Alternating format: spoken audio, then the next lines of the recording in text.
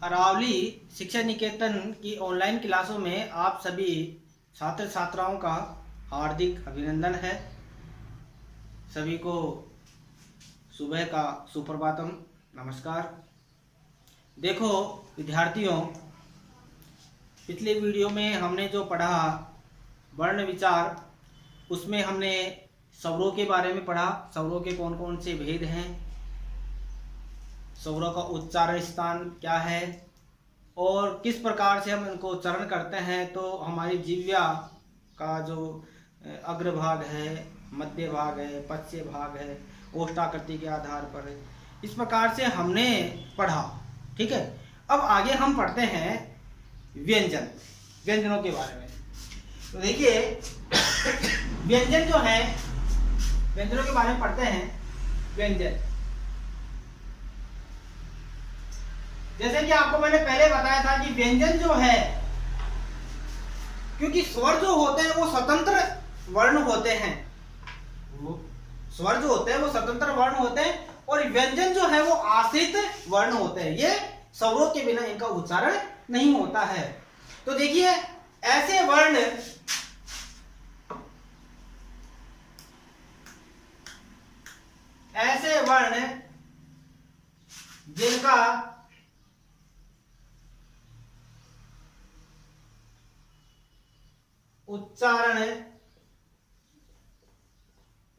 जिनका उच्चारण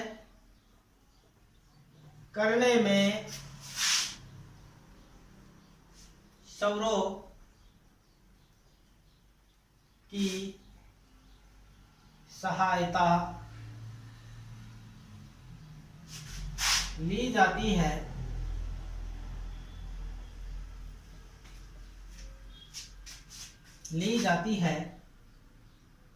या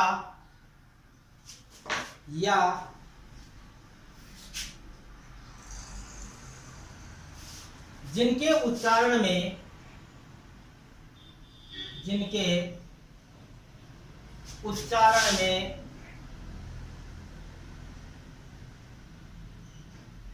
फेफड़ों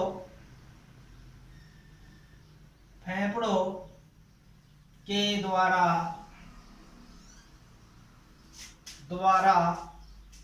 मुख विवर से वायु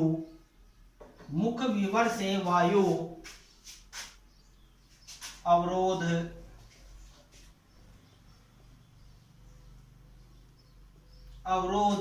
से निकलती है,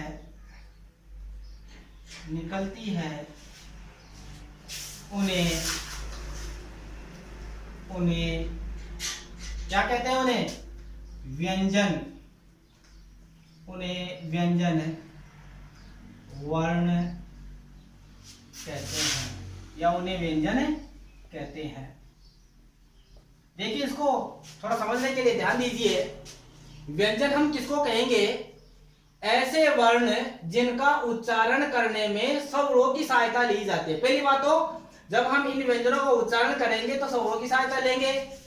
दूसरा देखिए इसी में जिनके उच्चारण में फेफड़ों के द्वारा, हमारे जो मुंह के अंदर जो फेफड़े होते हैं, उन फेफड़ों के द्वारा मुख विवर यानी हमारा जो मुख, उसको विवर बोलते हैं, मुख विवर से वायु अवरोध से निकलती है। कैसे निकलती है? अवरोध के रूप में निकलती है। उन्हें हम व्यंजन वर्ण कहते हैं। अब देखिए व्यंजन वर्ण जो है मूल रूप से हम देखें तो पहला जो है इसका जो प्रकार है, यानी इनके जो प्रकार हैं, वर्णों के जो प्रकार हैं, वो देखिए सबसे पहला आता है वही स्पर्श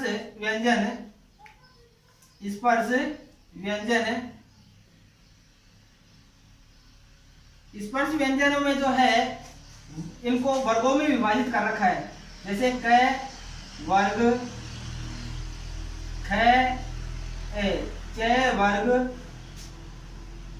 5 वर्गों में है ये। ट वर्ग, त वर्ग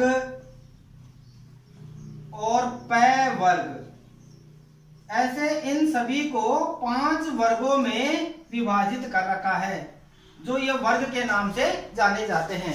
कै वर्ग, चै वर्ग, टै वर्ग, तै वर्ग और पै वर्ग। ऐसे ये 5 वर्गों में विभाजित हैं। अब 5 वर्गों में हम इनको लिखें तो वही बात, क्योंकि व्यंजन होता है जो अर्ध होता है उसके नीचे हलंत होता है, ठीक है। ऐसे ही चै का,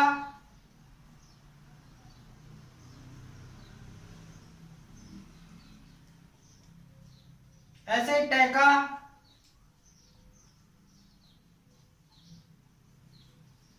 इसी प्रकार से तय,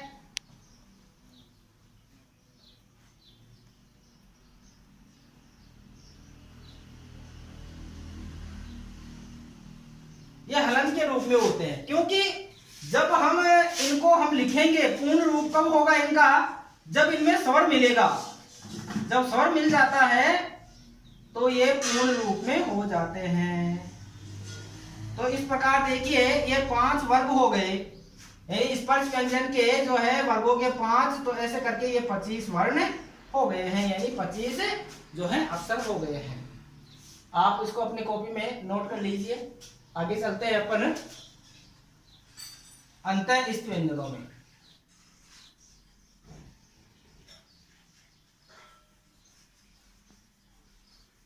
आगे देखो, आगे हम चलते हैं दूसरा जो व्यंजनों के भेद है।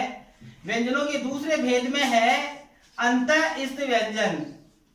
अंतःस्थ व्यंजन, देखिए अंतःस्थ व्यंजन जो है ये वो व्यंजन है जब इनका उच्चारण करते हैं तो हमारे अंदर से, यानी यानी अंदर से, अंदर ये स्थित होते हैं और जब ये बाहर निकलते हैं तो ये कितने हैं, ये, रे, ले, वे, ऐसे मिलकर के कितने हैं ये 4। कितने हैं ये 4। अगला तीसरा प्रकार चलते हैं हम व्यंजनों का, वो है ऊष्म व्यंजन। ऊष्म व्यंजन, देखिए ऊष्म जो व्यंजन है इनका जब हम उच्चारण करते हैं तो हमारा जो मुख विवर है, हमारी जो जीभ है, इस जीभ में से ऊष्मा निकलती है, यानी हमारी जीभ जो है ऊष्मा प्रदान करती है इसमें। इनका जब उच्चारण करते हैं तो देखिए कौन कौन से हैं ये से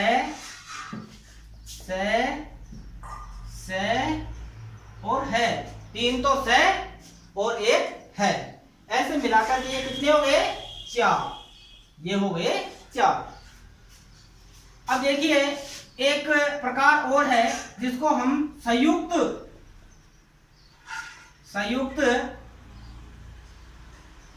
व्यंजन कहते हैं। संयुक्त व्यंजन, देखिए संयुक्त व्यंजन वो होते हैं जो अलग अलग 2 व्यंजनों से मिलकर के बने होते हैं। यानी इसमें क्या होता है, 2 व्यंजन अलग अलग बने होते हैं जिनसे मिलकर के ये बनते हैं। जैसे श, त्रे, गे, एक आता है श्रेय। ऐसे जो है इनको हम संयुक्त व्यंजन कहेंगे। जैसे देखिए श है जो है क और स से मिलकर के बना है। ऐसे ही त्रय जो है तय और र से मिलकर के बना है। ग है ज और ऐसे मिलकर के बना है। ऐसे श्रय देखिए इसमें स और र होता है। तो ऐसे मिलकर के क्या होते हैं, ये संयुक्त व्यंजन हो जाते हैं। इनको हम संयुक्त व्यंजन, क्यों, क्योंकि ये 2 अलग अलग, देखिए यहाँ पे भी व्यंजन है, यहाँ भी व्यंजन है, दिख रहा है। तो दोनों व्यंजन है, तो दोनों व्यंजनों के मिलने से श बना। त्रय कैसे बना, तय और र मिलकर के त्रय बना। लेकिन तय देखिए इसमें हलंत होता है, कै में भी हलंत होता है, इसमें जय क्या हलंत होगा, इसमें श का हलंत होगा और ये र पूर्ण होगा, क्योंकि ये आधा ही उच्चारित होता है इसलिए हलंत लगा दिया जाता है। और ऐसे करके इनका निर्माण होता है श, त्रय और य का और श्रेय का। ऐसे ये संयुक्त व्यंजन होते हैं। इस प्रकार से देखिए ये व्यंजनों की जो है भेद हो गए हैं, ठीक है। तो इसको भी आप अपनी कॉपी में नोट करते जाइए।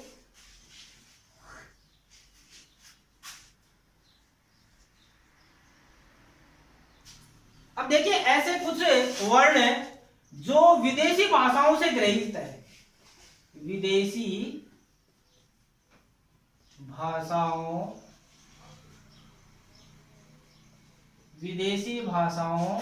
से ग्रहित। देखिए ये ऐसे वर्ण हैं जो विदेशी भाषाओं से ग्रहण किए हुए हैं, यानी इनको विदेशी भाषाओं से जो है इनको ग्रहित किया गया है, ये वो वर्ण है। तो ये विदेशी भाषाओं से ग्रहित देखिए, इसमें देखिए कौन कौन से हैं। इसमें एक तो है कै, देखिए कै के यहां पास में एक बिंदु लग जाता है, ये विदेशी भाषा का है। ऐसे ही ख, ऐसे ही गए,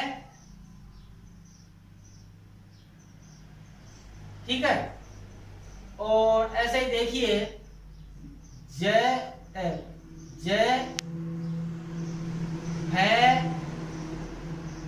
वह, ये क्या है, ये विदेशी भाषाओं से ग्रहित है। तो कौन कौन से हुए हैं, क, ख, ग, ज, फ और ब, व, ये विदेशी भाषाओं से ग्रहित वर्ण है।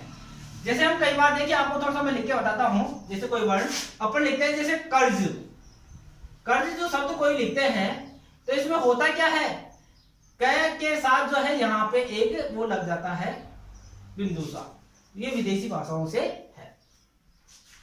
ऐसे ही देखिए अपन लिखते हैं कई बार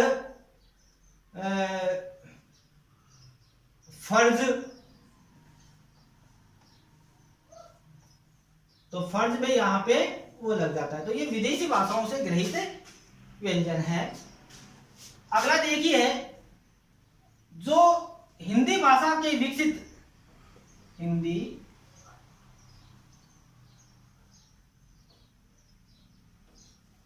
हिंदी भाषा से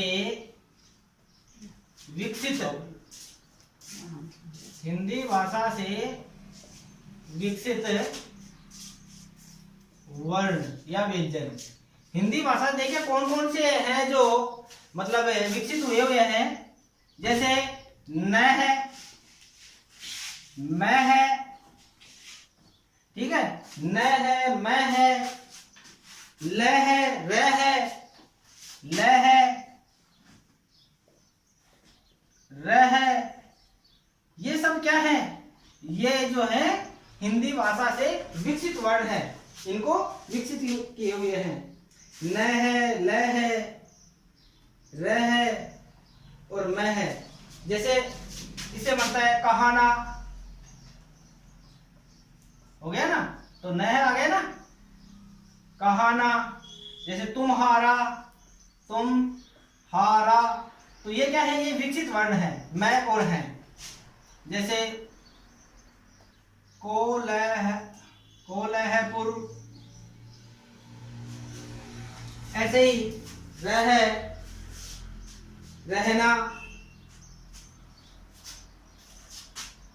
जैसे रह से रहना, तो ये सब क्या हो गए, ये हिंदी भाषा से विकसित है। जैसे देखिए इसमें नह आ गया, मह आ गया, इसमें लह आ गया और इसमें क्या आ गया, रह आ गया। तो इस प्रकार ये विकसित वर्ण है जो हिंदी भाषा से लिए गए हैं। नोट कर लीजिए अपनी कॉपी में इनको।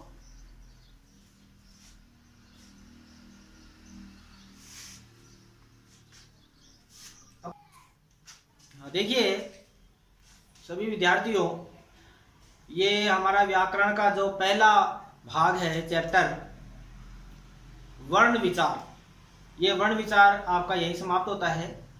देखिए वैसे वर्ण विचार में और भी है, उच्चारण स्थान के आधार पर, ठीक है ना, और भी बहुत से मतलब इसके आगे जो है चलते हैं पार्ट, लेकिन आपके लिए कक्षाओं के आधार पर मैं आपको सरलता से समझाने का प्रयास किया है। तो यहीं आपका जो है स्वर और व्यंजन जो वर्ण विचार है वो यही समाप्त होता है।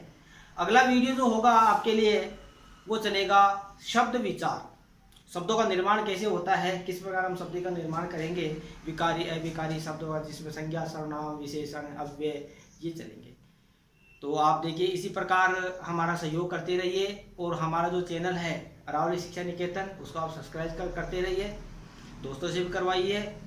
और देखिए, आपको पहले से ये पिछली वीडियो में भी आपको ये निर्देश दिया गया था कि जो बच्चे रजिस्ट्रेशन करवाना चाहे तो हमारे नीचे जो हमारे मोबाइल नंबर, जो संपर्क सूत्र हैं वो दिए हुए हैं, तो वो संपर्क कर सकते हैं और अपना रजिस्ट्रेशन जो है वो आप समय पर, निर्धारित समय पर आप करवा सकते हो। क्योंकि अब आपको पता है कि अब इतना समय गुजर गया है कि विद्यालय नहीं खुल रहे हैं, तो अब विद्यालय खुलने का समय मतलब आने वाला है। अब आपकी कक्षाएं भी चलेगी, तो आप निश्चिंत रहिए और हमारा जो वीडियो आप देखते रहिए। और इसी प्रकार जो है, और जो भी आपको रजिस्ट्रेशन करवाना है, अपने इसमें आपको जुड़ना है, तो आप शीघ्र से शीघ्र हमारे साथ जुड़िए। जय हिंद, जय भारत।